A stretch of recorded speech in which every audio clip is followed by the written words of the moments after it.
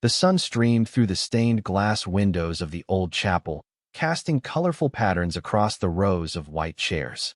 I fidgeted with my tie for what must have been the 100th time that afternoon.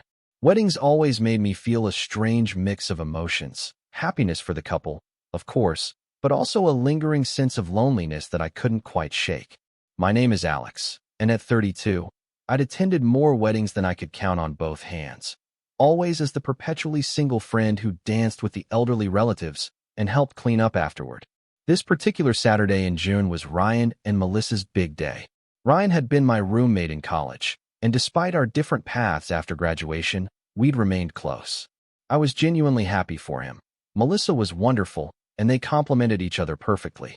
Still, as I sat in the third row, watching the guests file in and find their seats, I couldn't help but feel that familiar pang of wondering when, or if, it would ever be my turn.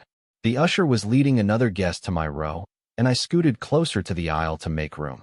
That's when I first noticed him, tall, with dark wavy hair and a smile that immediately put me at ease. "Mind if I sit here?" he asked, gesturing to the empty seat beside me. His voice was warm, with just a hint of nervousness that matched my own. "Not at all," I replied, moving my program to make space. "I'm Alex." "Jamie," he said, extending his hand. His grip was firm, his palms slightly cool against mine. "Are you a friend of the bride or groom?" And just like that, we fell into easy conversation. Jamie, as it turned out, was Melissa's cousin from Seattle. He was visiting for the weekend, knowing almost no one at the wedding except for immediate family. There was something about him that felt instantly familiar. Perhaps it was the way his eyes crinkled when he laughed, or how he listened intently when I spoke, as if my words actually mattered. The chapel gradually filled with guests, the excited murmur of conversation rising and falling around us. I learned that Jamie was an architect, that he had a golden retriever named Einstein, and that he shared my inexplicable love for old black and white films. With each passing minute, I found myself less focused on the impending ceremony and more drawn to the man beside me. The music changed, signaling the start of the procession. We stood along with everyone else, turning to watch as the bridesmaids made their way down the aisle in flowing periwinkle dresses. Jamie leaned slightly closer to me. "Melissa designed the dresses herself," he whispered, his breath warm against my ear. "She's always been the creative one in the family." I nodded, suddenly very aware of his proximity. The wedding party continued their procession, but my thoughts were scattered, divided between the ceremony unfolding before us and the unexpected connection I felt forming with the stranger beside me. When Melissa appeared at the entrance, radiant in her gown, a collective gasp filled the room. Ryan's face transformed with pure joy as he watched his bride approach. It was a beautiful moment, the kind that reminds you why people still believe in love despite all the heartache that can come with it. As the ceremony progressed, I found myself stealing glances at Jamie. Once or twice, I caught him doing the same, and we'd share a small smile before returning our attention to the couple exchanging vows. There was something undeniably comforting about his presence, as if we'd known each other for years rather than mere minutes. The officiant's voice rose slightly as she reached the culmination of the ceremony. "By the power vested in me, I now pronounce you husband and wife." She paused, smiling at the couple. "Ryan, you may now kiss your bride." That's when it happened. As Ryan took Melissa in his arms for their first kiss as a married couple, I felt Jamie's hand find mine on the seat between us. His fingers gently intertwined with my own, and he gave my hand a soft squeeze. It was brief, lasting only a moment, but in that instant, everything changed. My heart raced, and a warmth spread through me that had nothing to do with the summer heat. When I turned to look at him, his eyes were still on the couple, but there was a slight flush to his cheeks that told me the gesture had been intentional. Before I could process what had happened, everyone was applauding, and the newlyweds were making their way back down the aisle, beaming with happiness. Jamie released my hand as we stood to join in the applause, but the ghost of his touch lingered.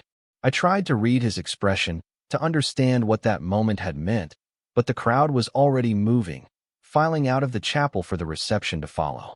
"That was beautiful," Jamie said, his voice slightly husky. "They really love each other, don't they?" "They do," I agreed, suddenly finding it difficult to look directly at him. "They've been together since sophomore year of college. I've never seen Ryan as happy as when he's with Melissa." We made our way outside with the rest of the guests, blinking in the bright afternoon sunlight. The reception was being held in a converted barn about a quarter-mile from the chapel, and people were already beginning to walk the flower-lined path toward it. "Would you like to walk together?" Jamie asked, and there was something in his voice, a hint of uncertainty, perhaps, that made me look up and meet his gaze. His eyes were a warm hazel, flecked with gold in the sunlight. "I'd like that," I replied, and we fell into step beside each other. The path to the reception venue was picturesque, winding through a small apple orchard. White paper lanterns hung from the branches, waiting to be lit when evening fell. All around us, guests chatted excitedly about the ceremony, but Jamie and I walked in comfortable silence for a few moments, both seemingly lost in our own thoughts. "So," I finally said, "you're from Seattle? That's quite a journey for a wedding." Jamie nodded. "Melissa and I were close growing up. Our mothers are sisters, and we spent every summer together until college. I wouldn't have missed this for anything." He paused, glancing at me. "What about you? How do you know the happy couple?" I told him about my friendship with Ryan, about the late-night study sessions, and the time we drove 8 hours straight just to see our favorite band perform. Jamie listened attentively, asking questions and laughing at all the right moments. By the time we reached the barn, converted now into an elegant reception venue with twinkling lights and floral arrangements, it felt as if we'd known each other for years rather than hours. The reception was in full swing by the time we found our assigned table. To my surprise and secret delight, Jamie had been seated right beside me. "Must be fate," he joked, pulling out my chair with a flourish that made me laugh. The barn had been transformed into something magical.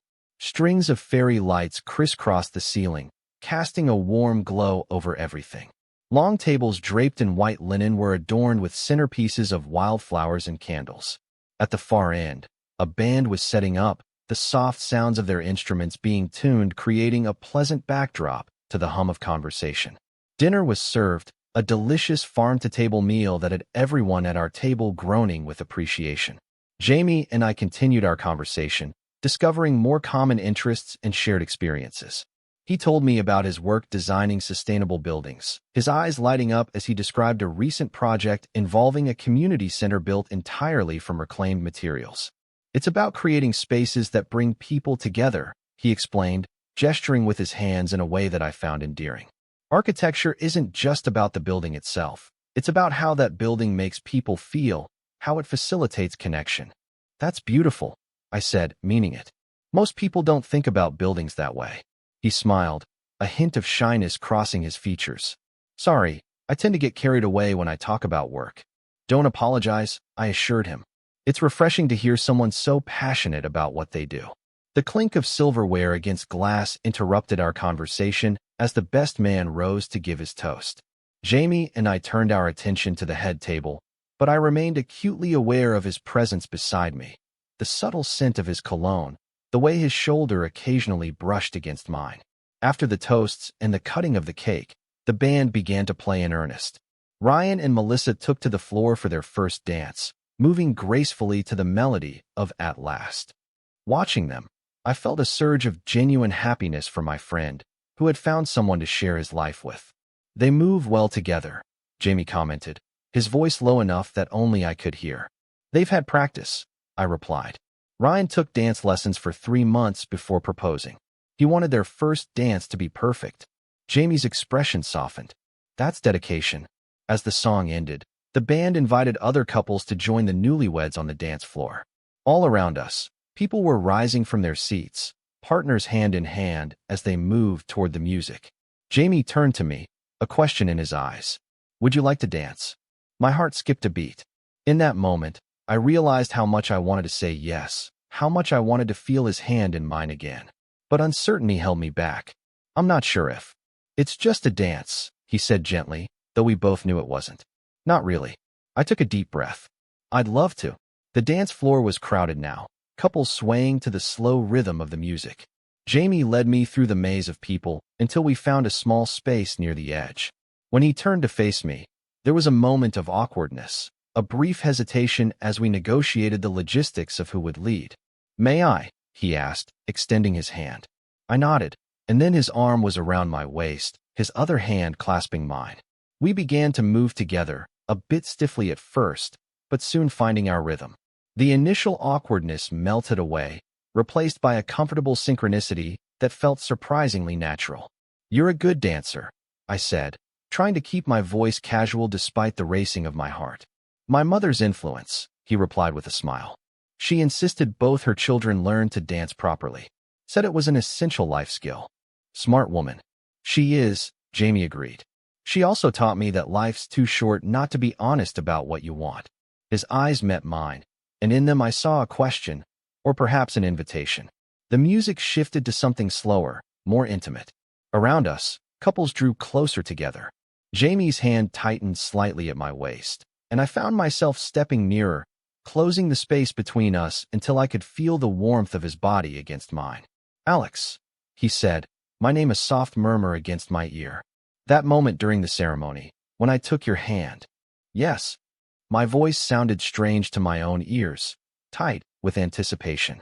"I hope I didn't make you uncomfortable." I shook my head. "You didn't." We continued to dance, our bodies moving together as if we'd done this countless times before. The lights seemed to dim around us, the music and laughter fading into the background until it felt as though we were the only two people in the room. "Can I be completely honest with you?" Jamie asked after a moment. "Please." He took a deep breath. "I noticed you the moment I walked into the chapel. You were adjusting your tie, looking slightly uncomfortable, but also incredibly handsome.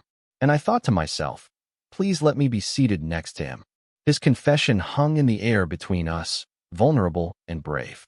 I felt a surge of emotion, relief, joy, and something deeper that I wasn't quite ready to name. "I'm glad the usher had the same idea," I replied, and was rewarded with Jamie's laugh, a warm, genuine sound that I was quickly becoming addicted to. As the evening progressed, we remained mostly inseparable. We danced, we talked, we shared slices of wedding cake and glasses of champagne. When the party began to spill outside into the warm summer night, we followed, finding ourselves on a small terrace lit by more of those paper lanterns, now glowing softly in the darkness. "It's beautiful out here," Jamie said, leaning against the wooden railing. Above us, stars punctuated the clear night sky, competing with the lantern light for attention. "It is," I agreed, though I was looking at him rather than the scenery. A comfortable silence fell between us. In the distance, the music from the reception continued, but it felt as though we were in our own private world out here, sheltered by the night and the shared understanding that was growing between us. "Can I ask you something?" I finally said, gathering my courage. "Anything. Why did you squeeze my hand?" "During the ceremony, I mean." Jamie turned to face me fully, his expression serious now. "Because in that moment, watching two people commit their lives to each other, I felt something I hadn't expected to feel at my cousin's wedding." He paused, searching for the right words. "A possibility. A connection. And I wanted you to know that I felt it." His honesty took my breath away. In a world where people played games and hid their feelings, Jamie's straightforwardness was refreshing and a little terrifying. "I felt it too," I admitted. "I still do." He stepped closer, close enough that I could see the flecks of gold in his eyes even in the dim light. "May I kiss you, Alex?" Instead of answering, I closed the distance between us, my hands finding his face as our lips met. The kiss was gentle at first, a question being asked and answered, but it quickly deepened into something more urgent, more honest. His arms encircled me, pulling me closer, and I felt myself melting into his embrace, all the tension and loneliness of the past dissolving in the warmth of his touch. When we finally broke apart, both slightly breathless, Jamie rested his forehead against mine. "I've been wanting to do that since you first smiled at me in the chapel," he confessed. I laughed softly. "I wish you hadn't waited so long." We stayed on that terrace for what felt like hours, talking, kissing, learning each other's stories. Jamie told me about his coming out at 19, about the relationships that had shaped him, about his dreams for the future. I shared my own journey, the struggles and triumphs, the moments of doubt and clarity. With each revelation, the connection between us deepened, taking root in something more substantial than physical attraction. Eventually, the music from the reception began to fade as guests started to depart. Reality was intruding on our private world. "I should probably say goodbye to Melissa and Ryan," Jamie said reluctantly. "And you probably need to see your friend off too." I nodded, equally reluctant to end our time together. But after that, Jamie agreed, taking my hand in his. This doesn't have to be goodbye, Alex.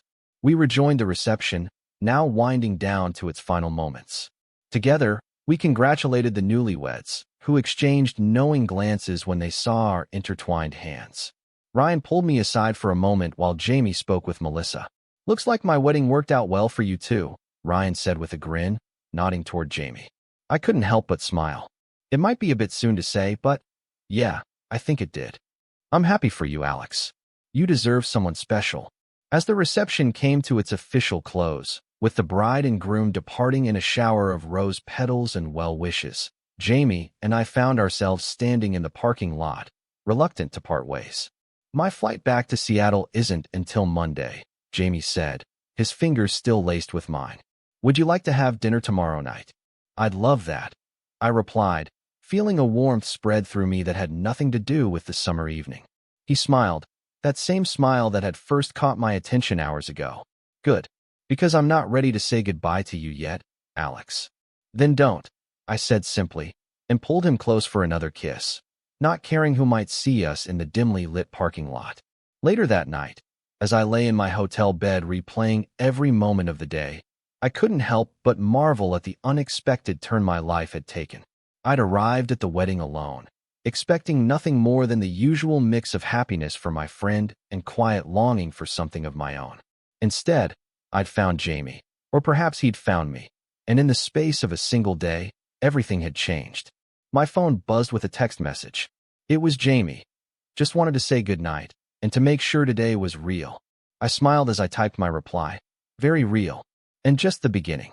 The next day, our dinner date turned into an entire day spent together, exploring the small town where the wedding had been held.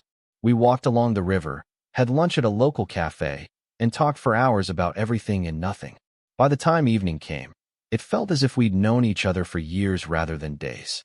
Over dinner at a small Italian restaurant, Jamie reached across the table to take my hand.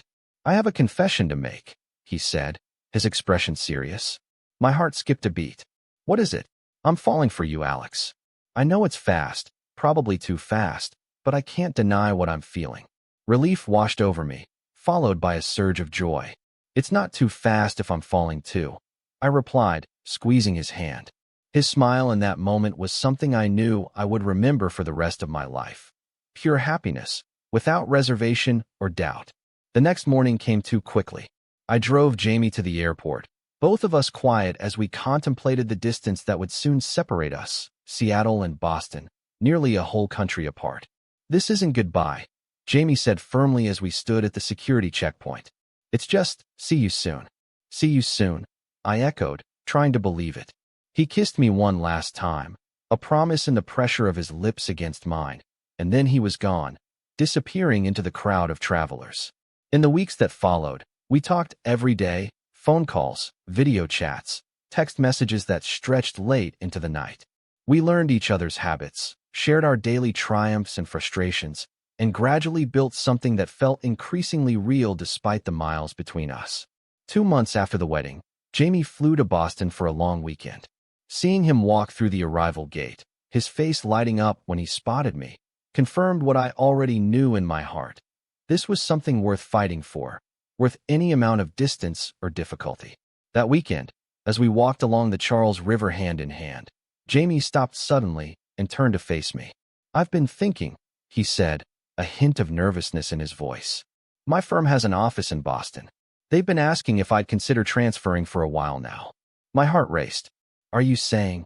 I'm saying that I want to give us a real chance, Alex. No more airports and time zones and saying goodbye. I want to wake up with you, have coffee with you, build a life with you. Jamie, I breathed, hardly daring to believe what I was hearing. Are you sure? That's a huge decision. He smiled, that same smile that had first captivated me at the wedding. I've never been more sure of anything. I love you, Alex. I think I started falling in love with you the moment I sat down beside you at that wedding. When you squeezed my hand, I remembered, feeling the echo of that first touch. When I squeezed your hand, he agreed. And every moment since then has only made me more certain. I pulled him close, overwhelmed by the depth of my feelings for this man who had walked into my life so unexpectedly. "I love you too," I whispered against his lips. "And yes, let's build a life together." 6 months later, Jamie moved to Boston. A year after that, we attended another wedding, Ryan and Melissa's first anniversary celebration. As we sat side by side in the same chapel where we'd first met, Jamie reached over and squeezed my hand. But this time, when our eyes met, there was no uncertainty, no question left unanswered. This time, we both knew exactly what that touch meant, a reminder of how it all began, and a promise of all that was yet to come. Total _char_count, 18,739.